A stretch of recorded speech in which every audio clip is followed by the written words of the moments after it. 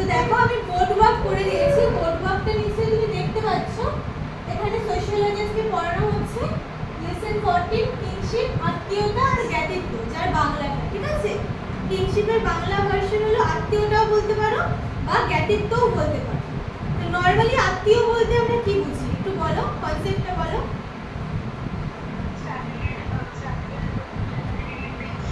হ্যাঁ, ফ্যামিলির লোকজন বা রিলেটিভ যারা আমাদের সাথে কোনোভাবে রক্তের সম্পর্কের সাথে কোনো না কোনোভাবে যুক্ত, বা আমাদের ফ্যামিলি হোক বা আমার কারোর ফ্যামিলির তার কোনো আত্মীয় হোক, মানে কেউ না কেউ সাথে রক্তের সম্পর্কের সাথে যুক্ত, তাদেরকেই আমরা আত্মীয় বলছি, ঠিক আছে? আত্মীয় বা জ্ঞাতিত্ব, এটার বাংলার দুটো ভার্সন হয়, ঠিক আছে? তো এটাই আজকে আমরা করব। তো মোটামুটি আত্মীয়তার একটা ধারণা বা অর্থ আমরা ফার্স্টে করব। কি বলছে? আত্মীয়তা হলো সম্পর্ক স্বীকৃতির একটা পদ্ধতি। এটি একটি সামাজিক বন্ধন যা জিনগত বা রক্তের বন্ধন বা বৈবাহিক সম্পর্কের সাথে সংযুক্ত। তাহলে আত্মীয়র একটা ছোট সংজ্ঞা কি দিল?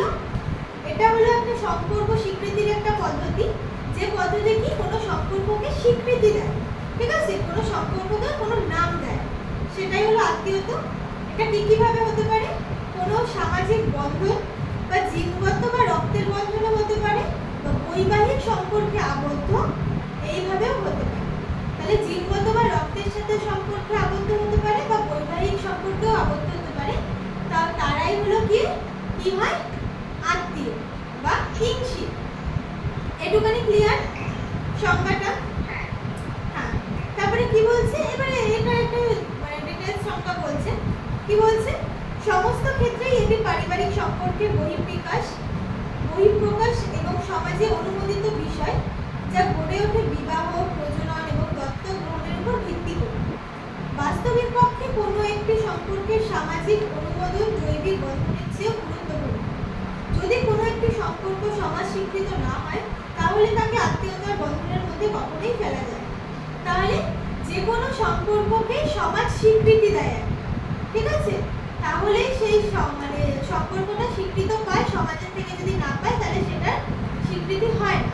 তো আত্মীয়তাও কিন্তু সমাজেরই একটি স্বীকৃতি। সেটা তোমার জিনগতও হতে পারে, রক্তেরও হতে পারে, বা বৈবাহিক সম্পর্কে আবদ্ধ হয়েও এটা তৈরি হতে পারে, ঠিক আছে? তো এটাই বলেছে আত্মীয়তা। তারপরে কি বলেছে? আত্মীয়তা এটুখানি বলেছে। তাহলে এর একটা কি বলছে? একজন ব্যক্তি তার পালয়িত পরিবারে জন্মগ্রহণ করে এবং বিবাহের পর জন্মদাত্রী পরিবারের প্রতিষ্ঠা করে, যেখানে সে সন্তান সন্ততির জন্ম দেয় এবং পৃথক পরিবার তৈরি করে। তাহলে একটা পরিবারে একজন জন্মাচ্ছে, যদি মহিলা হয়, সে অন্য পরিবারে গিয়ে অন্য পরিবারের সাথে যুক্ত হচ্ছে। তাদের মধ্যে কি একটা বৈবাহিক সম্পর্ক স্থাপন হচ্ছে, যাকে সমাজ স্বীকৃতি দিচ্ছে, এবং দুই ফ্যামিলির মধ্যে কিন্তু একটা আত্মীয়তার সম্পর্ক গড়ে উঠছে, ঠিক আছে? এবারে কি বলেছে? আত্মীয়তার বিভিন্ন ধরন। এখানে ধরন আমরা পড়ে নিচ্ছি। কি বলছে? পরিবার ব্যবস্থার উপর ভিত্তি করে আত্মীয়তার সম্পর্ক আলোচনা করা হয়। একটি পরিবারে দুই ধরনের আত্মীয়তার সম্পর্ক লক্ষ্য করা যায়, ঠিক আছে? একটি পরিবারে তাহলে দুই ধরনের আত্মীয়তার সম্পর্ক হয়। একটি হলো বৈবাহিক সম্পর্কের উপর ভিত্তি করে আত্মীয়তা, আর অন্যটি হলো রক্তের সম্পর্কের উপর ভিত্তি করে আত্মীয়তা, ঠিক আছে? তাহলে একটা বৈবাহিক সম্পর্কের উপর ভিত্তি করে গড়ে উঠছে, একটা কি রক্তের সম্পর্কের উপর ভিত্তি করে গড়ে উঠছে। তো সাধারণত আত্মীয়তার এই দুটি ধরনই দেখা যায়, ওকে? তারপর এটা আত্মীয়তার ভাগটা মানে বিস্তার করে বলেছে যে বৈবাহিক সম্পর্ক কিভাবে হয়, যেটা আগেই বললাম। যখন দুটো মানুষ একটা বৈবাহিক সম্পর্কে আবদ্ধ হয়, তখন তাদের পরিবারের মধ্যে বা একের সাথে আরেকজনের সাথে যে সম্পর্ক গড়ে ওঠে, সেটা একটা আত্মীয়তার সম্পর্ক। আর রক্তের সম্পর্ক মানে আমরা জানি আমাদেরই পরিবারের, মানে আমার ভাই বোন সেই সম্পর্ক, বা আমার কাকার ছেলে, বা আমার জেঠুর মেয়ে, বা আমার জেঠু আমার রক্তের সম্পর্ক। তো জেঠি যখন বিবাহ করে আসে, তো জেঠির সাথে জেঠির ফ্যামিলির সাথে কিন্তু আমাদের একটা আত্মীয় সম্পর্ক গড়ে ওঠে। তাহলে এটা রক্তের মধ্যে দিয়ে যাচ্ছে, আর একটা বৈবাহিকভাবে হচ্ছে। তাহলে এই দুটোই এখানে বিস্তার করে বলেছে। তারপরে কি বলছে? আত্মীয়তার মাত্রা।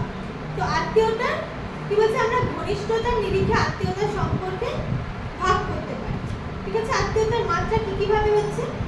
একটা হচ্ছে প্রথম শ্রেণীর আত্মীয়, যেটাকে ইংলিশে বলছে প্রাইমারি কিন। দ্বিতীয় শ্রেণীর আত্মীয়, সেকেন্ডারি কিন, অ্যান্ড তৃতীয় শ্রেণীর আত্মীয় কি টারটিয়ারি কিন। তাহলে তিনটে ভাগ হচ্ছে, প্রথম, দ্বিতীয়, তৃতীয়। এই ভাগগুলো কি বলছে আমরা একটু ছোট করে শুনে নিই। কি বলছে? প্রথম শ্রেণীর আত্মীয় কি? প্রথম শ্রেণীর আত্মীয় পরস্পরের সাথে সরাসরি সম্পর্ক। ঠিক আছে? তাহলে প্রথম শ্রেণীর আত্মীয়রা কি হয়? একে অপরের সাথে সরাসরি সম্পর্ক করে। এই ধরনের আত্মীয়রা পালয়িত্রী পরিবারের সদস্য, যেখানে আমরা জন্মাই এবং বেড়ে উঠি। তাহলে এটা কি? পালয়িত্রী পরিবার, যেখানে আমরা জন্মগ্রহণ করি এবং যে পরিবারে আমরা বেড়ে উঠি। উদাহরণ হিসেবে বলা যেতে পারে আমাদের বাবা, মা, ভাই, বোন প্রমুখা হলেন প্রথম শ্রেণীর আত্মীয়, কারণ আমরা পরস্পরের সাথে রক্তের সম্পর্কে আবদ্ধ এবং জিনগত সম্পর্কে আবদ্ধ। ঠিক আছে? তাহলে বাবা, মা, ভাই, বোন এরা কি হচ্ছে? এরা প্রথম শ্রেণীর আত্মীয়দের, এদেরকে আমরা ভাগ করছি, কারণ এদের সাথে আমার রক্ত বা জিনের সম্পর্ক রয়েছে, জিনগত সম্পর্ক রয়েছে। তাহলে এদেরকে আমরা প্রথম শ্রেণীর আত্মীয়র মধ্যে ফেলছি। ঠিক আছে? আর একটা কি হতে পারে? স্বামী স্ত্রীর সম্পর্ক হলো প্রাথমিক বৈবাহিক সম্পর্ক। ঠিক আছে? স্বামী স্ত্রীর সম্পর্কটাকে কি বলছে? প্রাথমিক বৈবাহিক সম্পর্ক বলছে। একজন ব্যক্তির সাধারণত 7 ধরনের প্রথম শ্রেণীর আত্মীয় থাকতে পারে। তাহলে এটা একটু ভালো করে মাথায় রাখবে। প্রথম শ্রেণীর আত্মীয় একজন ব্যক্তির কটা থাকতে পারে? 7টা থাকতে পারে। কে কে? তারা হলো বাবা, মা, ভাই, বোন, ছেলে, মেয়ে, স্বামী, স্ত্রী আর সে নিজে। ঠিক আছে? তাহলে একটা ব্যক্তির প্রথম শ্রেণীর আত্মীয় 7 জনই মোটামুটি হতে পারে। তাহলে প্রথম শ্রেণীর আত্মীয়টা বুঝলে?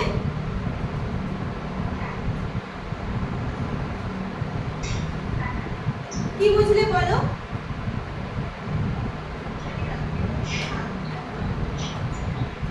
হ্যাঁ, প্রথম শ্রেণীর আত্মীয় কাদের বলা হচ্ছে বেসিক্যালি?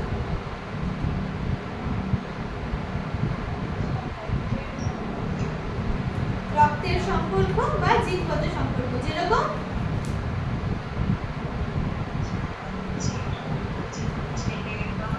না, জেঠুর ছেলে না, প্রথম শ্রেণীর কারা বলছে? বাবা, মা, ভাই, বোন, ঠিক আছে, স্বামী, স্ত্রী, ছেলে, মেয়ে, এদের সাথে সরাসরি সম্পর্ক তৈরি হচ্ছে আমাদের, কারোর দ্বারা না। ঠিক আছে? জেঠুর সাথে আমার কার দ্বারা সম্পর্ক তৈরি হচ্ছে? বাবার দ্বারা। ঠিক আছে? ওটা সরাসরি হচ্ছে না, কারোর দ্বারা হচ্ছে। এক্ষেত্রে পুরো সরাসরি হচ্ছে। তাহলে প্রথম শ্রেণীর মধ্যে বাবা, মা, ভাই, বোন, স্বামী, স্ত্রী, ছেলে, মেয়ে এরা পড়ছে। ঠিক আছে? তাহলে প্রথম শ্রেণীর আত্মীয়টা আমরা বুঝলাম। নেক্সট, দ্বিতীয় শ্রেণীর আত্মীয় বা সেকেন্ডারি কি? তৃতীয় শ্রেণীর আত্মীয় কি বলছে? কোনো ব্যক্তির কাছে প্রথম শ্রেণীর আত্মীয়রা হলো দ্বিতীয় শ্রেণীর আত্মীয়। তাহলে কোনো ব্যক্তির কাছে প্রথম শ্রেণীর আত্মীয়রা হলেন দ্বিতীয় শ্রেণীর আত্মীয়। মানে ধরো আমি, ঠিক আছে, আমার প্রথম শ্রেণীর আত্মীয়কে আমার বাবা মা। ঠিক আছে? বাবা মার প্রথম শ্রেণীর আত্মীয়কে তার বাবা মা বা দাদু দিদা বা ভাই বোন বা তার ভাই বোন, তার স্বামী স্ত্রী, তারা হলো তার প্রথম শ্রেণীর আত্মীয়। ঠিক আছে? তাহলে কারা বলছে? এখানে বলছে ঠাকুমা, দাদু, জেঠু, জেঠি, জেঠুর ছেলে, এরা হচ্ছে আমার দ্বিতীয় শ্রেণীর আত্মীয়, কিন্তু আমার বাবা মা প্রথম শ্রেণীর আত্মীয়। কনসেপ্টটা ক্লিয়ার হলো না? আরেকবার বলবো। হয়েছে? তাহলে আমার দ্বিতীয় শ্রেণীর আত্মীয়দের মধ্যে কারা পড়ছে? আমার বাবা মায়ের যারা প্রথম শ্রেণীর আত্মীয়, তারা হচ্ছে কি আমার দ্বিতীয় শ্রেণীর আত্মীয়। ঠিক আছে? যেমন ঠাকুমা, দাদু, দিদা, তারপরে মামা, মাসি বা জেঠু, কাকা, এরা হচ্ছে আমার দ্বিতীয় শ্রেণীর আত্মীয়। ঠিক আছে? তারপরে কি বলছে? তৃতীয় শ্রেণীর আত্মীয়, যেটা একদম শেষ পার্ট। সেটাকে তো বলছে কোনো ব্যক্তির প্রথম শ্রেণীর আত্মীয়দের দ্বিতীয় শ্রেণীর আত্মীয়রা হলো তার কাছে তৃতীয় শ্রেণীর আত্মীয়। মানে কোনো ব্যক্তির প্রথম শ্রেণীর আত্মীয়দের, যেরকম ধরো আমার প্রথম শ্রেণীর আত্মীয় হলো আমার বাবা মা। ঠিক আছে? এবার তার বাবা মার যে দ্বিতীয় শ্রেণীর আত্মীয়, বাবা মা দ্বিতীয় শ্রেণীর আত্মীয়রা কারা হবে? আমার দাদু দিদার যারা ভাই বোন হবে, তারা হলো কি আমার বাবা মার দ্বিতীয় শ্রেণীর আত্মীয়। তাই তো? তাহলে আমার বাবা মার যারা দাদু দিদা, সেটা হচ্ছে কি আমাদের তৃতীয় শ্রেণীর আত্মীয়। মধ্যে পড়ছে। ঠিক আছে? বাবা মার দাদু দিদা, বাবা মার কাকা কাকি, বাবা মার মাসি মেশো, এরা সবাই আমাদের হলো কি তৃতীয় শ্রেণীর আত্মীয়। বুঝতে পারলাম? ক্লিয়ার? তাহলে প্রথম, দ্বিতীয়, তৃতীয় আত্মীয়র মাত্রা এই 3 ভাগে ভাগ করা হচ্ছে। ঠিক আছে? এরপর চলে যাচ্ছে কি, এরপর বলছে আত্মীয়দের ভূমিকা। আত্মীয়দের নরমাল কি ভূমিকা? বিপদের সময় আত্মীয়রাই পাশে এসে দাঁড়ায়, আনন্দের সময় আত্মীয়রাই তার আনন্দের অংশীদার হয়। আত্মীয় স্বজনের উপস্থিতি কোনো একজন ব্যক্তির কাছে মনস্তাত্ত্বিক শক্তির উৎস হিসেবে বিবেচিত হয়। তাহলে দেখতে গেলে আত্মীয় আর পরিবার কিন্তু খুবই ক্লোজ একটা জিনিস, তাই তো? পরিবার মানেও সবাইকে নিয়ে পরিবার গঠন হচ্ছে, আত্মীয় হলো পরিবারের একটা ডিপলি ভাবকে আমরা আত্মীয় বলছি। ঠিক আছে? বেসিক্যালি এরা দেখতে গেলে কিন্তু এরা সবাই আমাদের পরিবারই, তাই তো? কিন্তু এদেরকে আত্মীয় পার্টে ফেলা হচ্ছে। পরিবারেরই একটা অংশ হলো আত্মীয়, সেটার পার্টে এরা পড়ছে। তো এরা পরিবারও বলা যায় এদেরকে, আমাদের এদের আত্মীয়ও বলা যায়। ওকে? তো আত্মীয়দের কিছু ভূমিকা দিয়েছে, তো এগুলো তোমাকে পাঠিয়ে দেবো, এগুলো তুমি দেখে নেবে। তারপরে কি বলছে, হ্যাঁ এটা একটা আছে, কি বলছে, সনাতন সমাজে গোত্র নামক আত্মীয় গোষ্ঠী খুবই তাৎপর্যপূর্ণ ছিল। ঠিক আছে? তাহলে সনাতন সমাজে গোত্র বলে একটা জিনিস হয়, সেই ক্ষেত্রে আত্মীয় গোষ্ঠীটা খুবই গুরুত্বপূর্ণ, কারণ তারা ছিল এক বৃহদায়তন আত্মীয় গোষ্ঠী, যারা তাদের উৎপত্তি নির্ধারণ করতো একজন কাল্পনিক পূর্বপুরুষ থেকে। তাদের দৈনন্দিন সহযোগিতা এবং পারস্পরিক বন্ধন খুবই স্পষ্ট ছিল। কিন্তু অধিকাংশ হিন্দুদের কাছে কোনো একটি নির্দিষ্ট গোত্রের সদস্যরা নিজেদের মধ্যে বিবাহ করতে পারে না, কারণ তারা পরস্পরের সাথে ভাই অথবা বোনের সম্পর্কে আবদ্ধ। সুতরাং গোত্র বৈবাহিক বন্ধন নিয়ন্ত্রণ করে।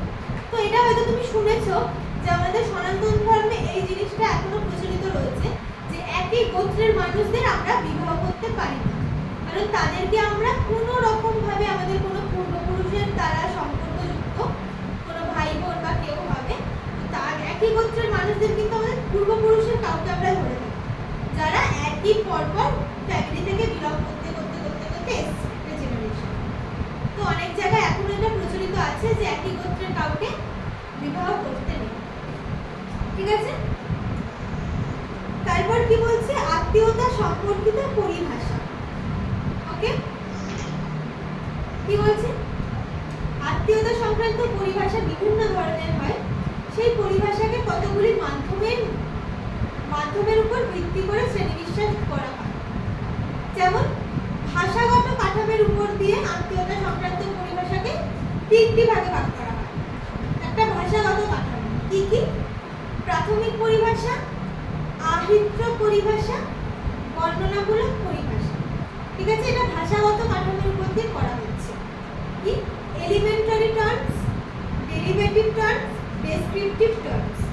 তাহলে এই তোমার আত্মীয় সংক্রান্ত পরিভাষাকে ভাষাগত কাঠামোর উপরে 3টে ভাগে ভাগ করা হচ্ছে। প্রাথমিক পরিভাষাটা কি বলছে, এই ধরনের পরিভাষাকে আর কোনো সরল শব্দে বিভক্ত করা যায় না। এই ধরনের পরিভাষার উদাহরণ হলো বাবা মা, ভাই বোন, ভাইপো ভাইজি ইত্যাদি। ঠিক আছে? এটা হলো প্রাথমিক পরিভাষা, মানে টার্মস, আমরা কি নামে তাদেরকে ডাকছি। ওকে? দেন বলছে কি, আহিত্র পরিভাষা বা ডেরিভেটিভ টার্মস। আত্মীয়তার এই ধরনের পরিভাষাগুলি প্রাথমিক পরিভাষার সঙ্গে কি অগ্রবর্তী উপসর্গ বা অন্তর্বর্তী প্রত্যয় বা বিভক্তি সহযোগে ব্যবহৃত হয়। যেমন কি কি কি কি বলছে, টার্মসগুলো ঠাকুরদা, শালিকা, সৎ ছেলে, ঠাকুরদার বাবা প্রভৃতি। এইগুলো ডেরিভেটিভ টার্মসের উপর ভিত্তি করে বলছে। ওকে? দেন বর্ণনামূলক পরিভাষা, কোনো একটা সম্পর্ককে আমরা বর্ণনা করছি, সেটাকে বলছে। যেমন কি, 2 বা তার বেশি প্রাথমিক পরিভাষা সংযুক্ত হয়ে যে সম্পর্ক তৈরি হয় পরিভাষা, তাকেই বর্ণনামূলক পরিভাষা বলে। যেমন স্ত্রীর বোন, ভাইয়ের স্ত্রী, পুত্রবধূ, কন্যার স্বামী ইত্যাদি। তাহলে এই সমস্ত পরিভাষাকে বলছে বর্ণনামূলক, যেটাকে ডেসক্রাইব করছি। ওকে? তাহলে এটা হলো ভাষাগত কাঠামোর উপর দিয়ে এই পরিভাষাগুলো রয়েছে। দেন কি বলছে, ব্যবহারের পদ্ধতি অনুসারে আত্মীয়তার পরিভাষাকে দুভাগে ভাগ করা যায়। আমরা ব্যবহার করছি ভাষাগুলো কি কি, একটা সম্বোধনের পরিভাষা টার্ম অফ অ্যাড্রেস, একটা সহায়ক পরিভাষা টার্ম অফ রেফারেন্স। তাহলে সম্বোধন মানে কি, যে আমরা আত্মীয় স্বজনদের কিভাবে সম্বোধন করি। যেমন কি একটা হয়, যেমন ধরো বাবাকে অনেকে কি বলে, পাপা বলে, ড্যাডি বলে, আরো কত রকম টার্মস আছে। মানে একই মানুষকে আমরা অনেকগুলো নামে ডাকছি। মাকে অনেকে মাম্মা বলে, মাম্মি বলে, এরকম প্রচুর টার্মস হয়। ঠিক আছে, দিদিকে দিদি বলে, দিদিয়া বলে, তারপরে দাদাকে ভাই বলে, ভাইয়া বলে, এরকম প্রচুর টার্মস হয়। তো এটাকে বলছে সম্বোধনের পরিভাষা, মানে যে আমরা অ্যাড্রেস করছি কোনো সম্পর্ককে, আমরা যে টার্ম দিয়ে অ্যাড্রেস করছি সেটাই বলছি।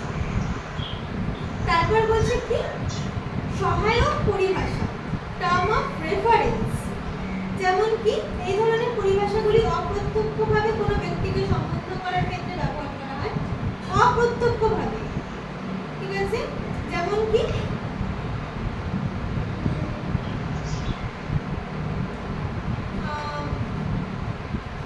অপ্রত্যক্ষভাবে, যেমন মানে পরিভাষার উদাহরণ হলে বাবা, মা, ভাই, বোন ইত্যাদি করা যেতে পারে। তাহলে সহায়ক পরিভাষাতে কিন্তু আমরা বাবা, মা, ভাই, বোন এগুলোকে বলছি। মানে বাবার বোন মানে একটা টার্মস হচ্ছে, তাহলে বাবা হচ্ছে কি একটা সহায়ক টার্মস, যার সাহায্য নিয়ে আমি আরেকজনকে সম্বোধন করছি। ওকে, তারপর কি বলছে, প্রয়োগের মাত্রার উপর ভিত্তি করে পরিভাষা কি নির্দেশক পরিভাষা আর শ্রেণীবিন্যাসগত পরিভাষা। নির্দেশক মানে কোনো একজনকে নির্দিষ্ট করে বোঝাচ্ছে। ঠিক আছে, যেমন বাবা এবং মা বলতে আমরা বাবা মাকেই বুঝি, অন্য কাউকে বুঝি না। ঠিক আছে, মাসি মামা প্রচুর আমাদের হয়। ঠিক আছে, কিন্তু বাবা আর মা বলতে আমরা নির্দিষ্ট কাউকেই বুঝি। এটা হচ্ছে নির্দেশক পরিভাষা। আর একটা হচ্ছে শ্রেণীবিন্যাসগত পরিভাষা, যে পরিভাষার মাধ্যমে দুই বা তার বেশি আত্মীয় বা গোষ্ঠীকে বোঝায় তাকে শ্রেণীবিন্যাসগত পরিভাষা বলা হয়। যেমন কাজিন, কাজিন শব্দটা আমরা কাজিনের উপর ব্যবহার করি।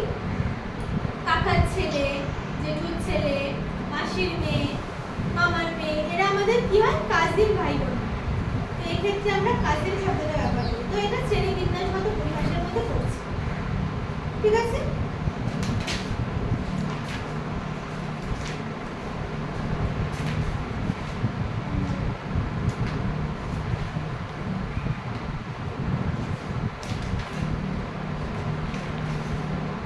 তারপরে কি বলছে, বংশধারা নির্ণয়ের রীতি।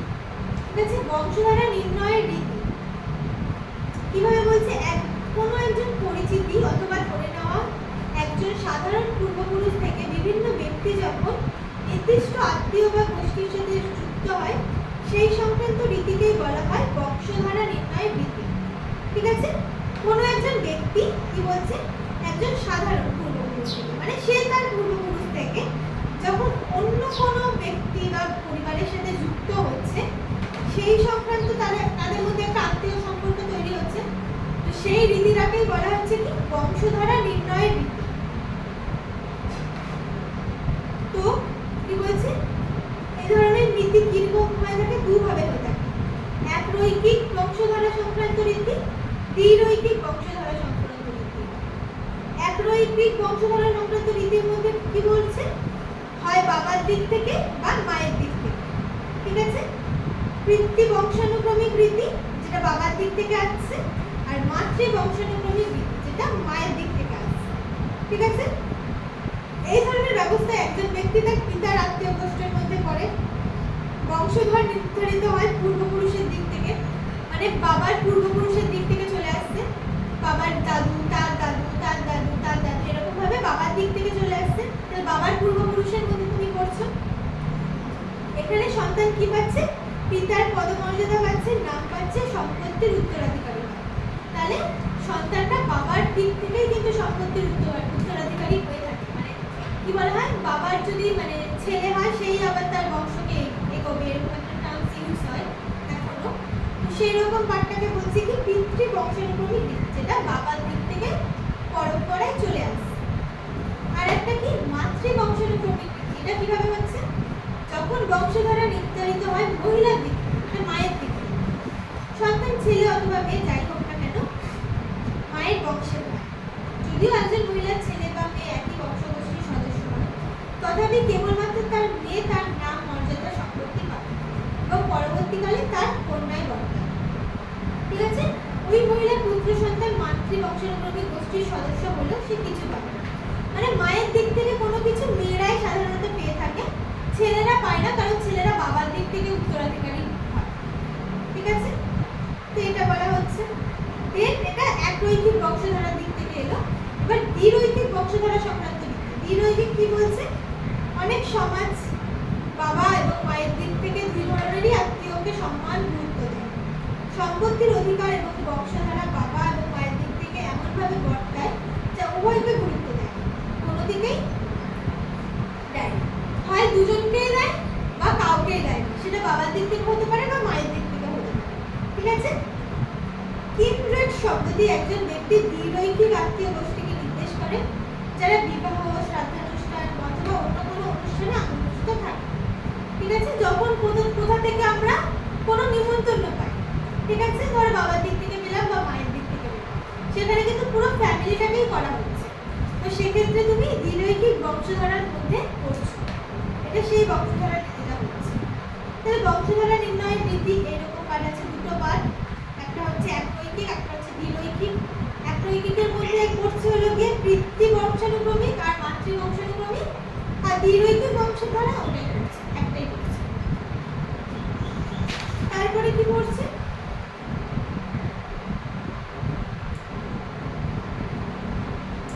আচ্ছা, এগুলো কিছু টার্ম দিয়েছে ইংলিশে, সেইগুলো আমি তোমাকে একটু জানিয়ে রাখি। যেমন কি আত্মীয় গোষ্ঠী কেবল একটি গোষ্ঠী নয়, বরং এই গোষ্ঠী একটা গোষ্ঠী গঠন করা শক্তিশালী ধাঁচা। আত্মীয়তার সম্পর্ক কেন্দ্রিক আলোচনায় একরৈখিক আত্মীয় গোষ্ঠী হিসেবে পরিবার, লিনেজ, ক্লান বা গোত্র, ফ্যামিলি, মৈত্রী প্রমুখ বিষয় অনিবার্যভাবে এসে পড়ে। তো এটাই এর কত কিছু টার্মস দিয়েছে যেগুলো আমি তোমাকে বলছি। লিনেজ, লিনেজটাকে কি বলছে? পরিবার দ্বিপার্শ্বিক, কিন্তু লিনেজ একপার্শ্বিক গোষ্ঠী। এটি রক্তের সম্পর্কে সম্পর্কিত বিভিন্ন আত্মীয়দের নিয়ে গঠিত হয়, যারা বংশগত দিক থেকে একজন সাধারণ পূর্বপুরুষ বা বাস্তবিক অর্থে শুধুই কোনো অতীতে অস্তিত্বশীল কোনো পূর্বপুরুষ থেকে এসেছে। ঠিক আছে? লিনেজ কাকে বলছে? যারা পূর্বপুরুষ থেকে বংশ পরম্পরায় চলে আসছে, তাদেরকে বেসিক্যালি উত্তরাধিকারী বলা হয়। ঠিক আছে? লিনেজটা তাদের অর্থে ব্যবহার করা হয়, মানে আমার বাবার বাবা, তার বাবা, তার বাবা, তার বাবা, তার বাবা, অত কারোর সাথে তো আমাদের কারোর সম্পর্ক নেই। আমাদের মোটামুটি আমরা বেশিরভাগ হয় থার্ড জেনারেশন বা খুব বেশি হলে ফোর্থ জেনারেশন অবধি আমাদের সাথে, মানে আমাদের সম্পর্কটাকে আমরা ভাবি বা আত্মীয় সম্পর্কে বের। তার বাদ বাকি যা আরো আগে আছে তাদেরকে আমরা পূর্বপুরুষ হিসেবে বলি। ঠিক আছে? তারা আমাদের পূর্বপুরুষ। তো আমরা মোটামুটি 3টে জেনারেশন বা 4টে জেনারেশনের সাথেই আমাদের আত্মীয় সম্পর্কটা থাকে। তারপরে কি বলছে? তারপরে বলছে ক্ল্যান। ক্ল্যান কি? গোত্র। গোত্র কি? এই সদস্যরা মনে করেন তারা একজন পূর্বপুরুষ থেকে এসেছে, ওই পূর্বপুরুষটি এত দূরে যে তাদের সাথে তার উৎপত্তির কোনো যোগসূত্র নির্ণয় করা যায়। হিন্দু সমাজে এই পূর্বপুরুষ হলো কোনো ঋষি বা সন্ন্যাসী। ঠিক আছে? তাহলে এমন একটা পূর্বপুরুষ যার কোনো যোগসূত্র এখনো পাওয়া যায় না, কিন্তু আমরা ধরে নিই কোনো ঋষি বা সন্ন্যাসী, তাদের গোত্র নিয়ে আমরা এখনো চলি। সবারই নিজেদের একটা গোত্র থাকে, তুমিও নিশ্চয়ই জানো তোমাদের একটা ফ্যামিলির গোত্র আছে, তো সেটাকেই ধরা হয়, সেটাকেই বলছে ক্ল্যান। তারপর কি বলছে? ফ্যামিলি। ফ্যামিলি বলতে কি বলছে? একপার্শ্বিক বংশধারা গোষ্ঠীকে বোঝায়, যারা দুই বা তার বেশি গোত্র, যারা পরস্পরে যুক্ত, এমন নিয়ে গঠিত। গোত্রের মধ্যে ফ্যামিলি হলো একটি বহির্বিবাহকারী গোষ্ঠী। ফ্যামিলির সদস্যরা মনে করেন তারা একজন সাধারণ পূর্বপুরুষ থেকে এসেছে। গোত্রগুলি একটি ফ্যামিলির জন্ম দেয়, তারা তাদের অস্তিত্ব বজায় রাখে। বিভিন্ন ধরনের আচার অনুষ্ঠানে তারা কোনো না কোনো দায়িত্ব পালন করে। ঠিক আছে?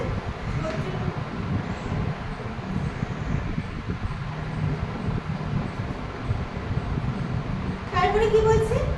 মৈত্রী। মৈত্রী বলতে কি বলছে?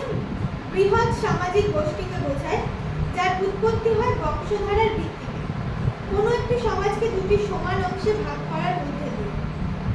যেরকম কি এখানে প্রত্যেকটি অংশকে এক একটি মৈত্রী বলা হয়।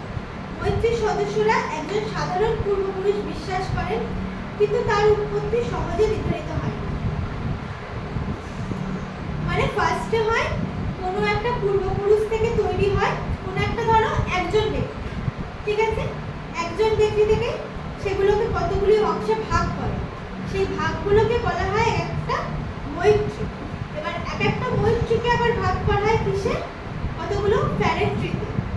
আবার কতগুলো প্যারেন্ট্রি বিভাজিত হয় এক একটা ক্ল্যানে, মানে গোত্রতে।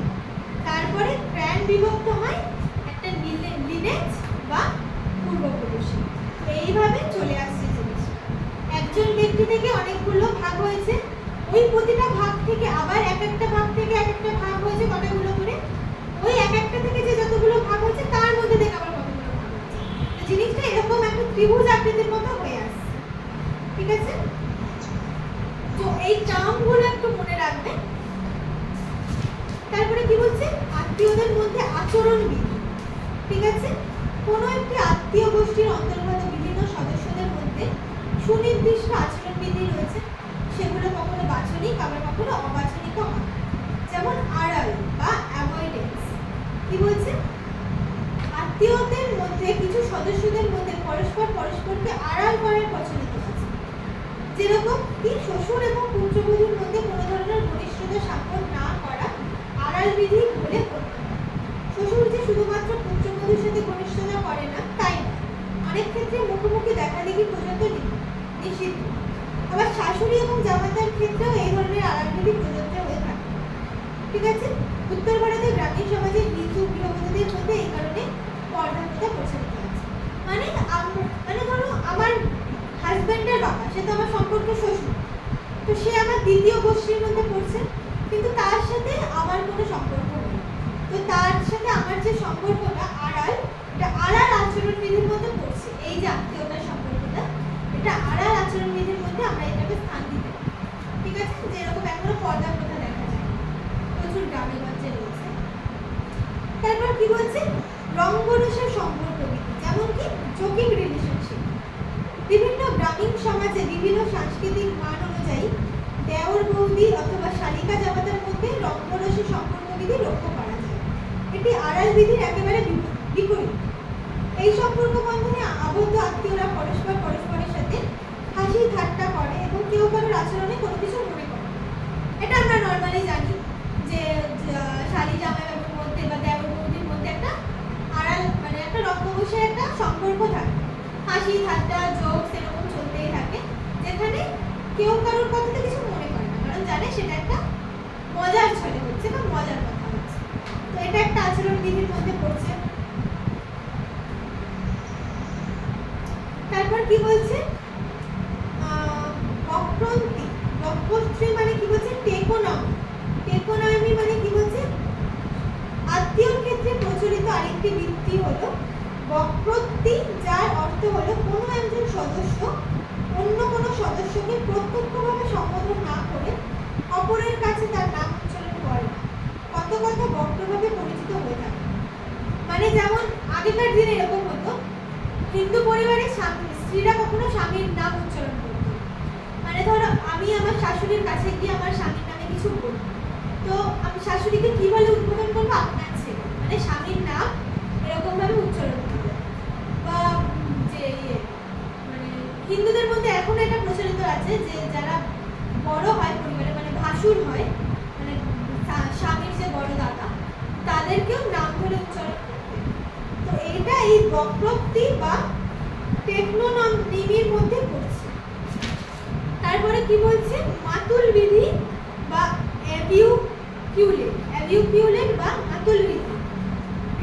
গ্রামীণ সমাজে মাতৃতান্ত্রিক ব্যবস্থার অন্যতম বৈশিষ্ট্য হিসেবে মাতুল বিধি লক্ষ্য করা যায়, যার মাধ্যমে মাতুল বলতে কাকে বোঝাচ্ছে? মায়ের ভাই বোনের সন্তানদের উপর বিশেষ কর্তৃত্বের অধিকার এবং তাদের প্রতি কিছু দায়িত্ব দেওয়া হয়। ভাগিনে এবং মামার সম্পর্কের অধিকার এবং কর্তব্যের বন্ধনে আবদ্ধ। যেমন মাতুল বিধি সম্পর্ক আমার সাথে আমার মামার যে সম্পর্ক, আমার সাথে আমার মাসির যে সম্পর্ক মায়ের দিক থেকে, ঠিক আছে, তাদের আমার সাথে খুবই ঘনিষ্ঠের একটা সম্পর্ক থাকে এবং আমার প্রতি তাদেরও কিছু দায়িত্ব থাকে, ঠিক আছে। তো সেটাইকে বলা হচ্ছে মাতুল ভিত্তিক আচরণ। এর মধ্যে কিছু দায়িত্ব থাকে, কিছু অধিকার থাকে, কিছু কর্তব্য থাকে। তো আমরা কর্তব্যের বন্ধনে বা দায়িত্ব বা অধিকারের বন্ধনে আমরা আবদ্ধ থাকি।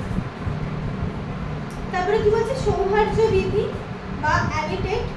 সৌহার্য বিধির অর্থ হলো পিতার ভাগিনী অর্থাৎ পিসিকে মায়ের তুলনায় অধিকতর সম্মান প্রদান করা। এই বিধি অনুসারে পিসিকে বিশেষ ভূমিকা প্রদান করা হয়। মানে দেখবে আগেকার দিনে এটা বেশিরভাগ হতো যে যখন পিসিরা থাকতো তাকে কিন্তু মানে বাড়িতে মায়ের থেকেও বেশি অধিক পিসিকে দেওয়া হতো। মানে ঠাকুমার পরে জায়গায় থাকতো পিসির বাড়ি, মায়ের জায়গা অনেক পরে। কোনো কিছু ডিসিশন নিলে ঠাকুমার না থাকলে পিসির কাছ থেকে নেওয়া হতো, মা অনেক পরে, পিসি সেটাকে সম্বোধন করলে তারপরে, ঠিক আছে, এরকম ভাবে হয়ে থাকে। তো সেটাকে সৌহার্য বিধি বলা হচ্ছে। দেন লাস্ট কি বলছে অথর্ব প্রদান বা কাউবে, ঠিক আছে। এটা কি বলছে খাসি এবং টোডা আদিবাসী অধ্যুষিত গ্রামীণ সমাজে এই প্রথার লক্ষ্য করা যায়, মানে অথর্ব প্রদান। যেরকম কি স্ত্রী সন্তানের জন্ম দিলে স্বামীকেও পিতা হিসেবে প্রসূতি মায়ের মতোই অসুস্থতার ভান করতে হয়। প্রসূতি যেভাবে থাকে, যেভাবে আচরণ করে, সেসব তথ্য গ্রহণ করলে পিতাকেও ঠিক সেই পন্থারই অনুসরণ করতে হয়। এই সময় পিতা কোনো বাইরের কাজকর্ম করে না, প্রসূতি যেসব নিষেধবিধি পালন করে তা স্বামীকেও পালন করে। এটা একটু অন্যরকম শুনলাম, এটা আমিও আগে কখনো শুনিনি। এটা কি খাসি এবং টোডা আদিবাসী গ্রামীণ সমাজে, এরকম সমাজে এই প্রথাটা লক্ষ্য করা যায়, ঠিক আছে। মানে যখন একটা বাচ্চা জন্ম দেবে তো পিতাকেও মায়ের মতোই সেইভাবে থাকতে হয়। মানে মাকে যেভাবে যা যা পালন করতে হয় একটা নিয়ম বিধি, সেইভাবে বাবাকেও করতে হয়, ঠিক আছে। এটা ওদের মধ্যে প্রচলিত আছে। তো এইগুলো হলো আত্মীয়দের আচরণবিধির পথ।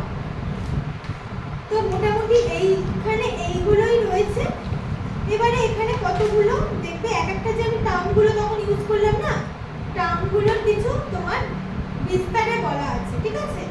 আমি তোমাকে পাঠিয়ে দিচ্ছি, তুমি এই কিনশিপ চ্যাপ্টারটা ভালো করে পড়বে, যা যা আজকে পড়ালাম ভালো করে পড়বে। নেক্সট দিন ক্লাসে খাতা পেন নিয়ে বসবে, ঠিক আছে, এর কোশ্চেন অ্যান্সার লিখবে।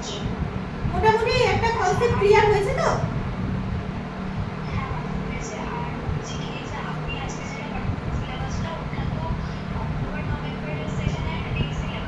হ্যাঁ হ্যাঁ, অক্টোবর নভেম্বরই সিলেবাস।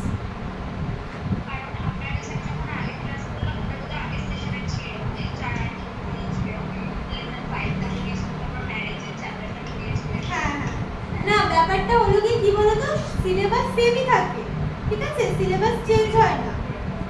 ওদেরও এটা ছিল, তোমারও সেম আছে। তো ওগুলো তো আগে পড়ানো হয়ে গেছে, ওগুলো আগের চ্যাপ্টার, ঠিক আছে, ওগুলো পড়ানো হয়ে গেছে, নেক্সট থেকে আমি শুরু করব। সিলেবাস সেমই, আলাদা কিছু নেই, ঠিক আছে।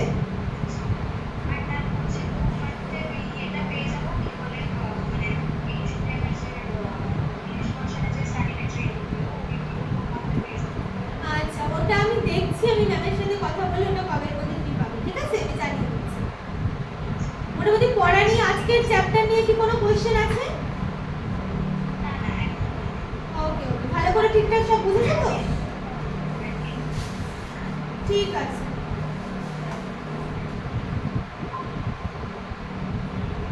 ক্লাস তো শেষ হয়ে গেছে, তুমি এখন জয়েন করে কি করবে আর? ঠিক আছে, এরপরে বাংলা ক্লাস হবে, ওটাই জয়েন করে যেও, ঠিক আছে। আজকের ক্লাসে আমি ওই আত্মীয়তা সম্পর্কে চ্যাপ্টারটা পড়িয়েছি। নেক্সট দিন যখন কোশ্চেন অ্যান্সার লেখাবো আমি আরেকটু বলে দেবো, তাহলে বুঝতে পেরে যাবে, ঠিক আছে। আমি চ্যাপ্টারটা পাঠিয়ে দিচ্ছি, চ্যাপ্টারটা একটু রিডিং করে রেখো তুমি, ঠিক আছে। হ্যাঁ, আর শ্রেয়সী নেক্সট ক্লাসে কিছু বুঝতে অসুবিধা